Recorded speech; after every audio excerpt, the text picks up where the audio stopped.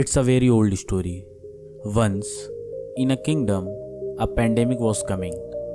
Before it arrived, it came to the king's dream and said, I am coming, and 500 people will be killed in this pandemic.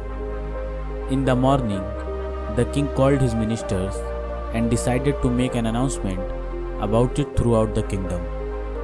Soon, announcements were made that a pandemic was about to come and everyone should try to stay safe.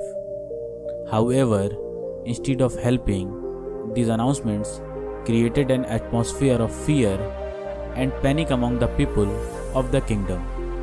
The pandemic came and many people died.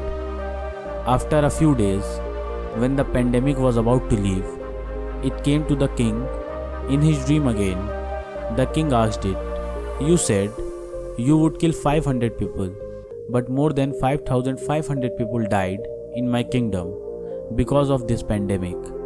The pandemic replied, I came to kill only 500 people, but because of the atmosphere of fear and panic that was created because of the announcements, 5,000 more people died.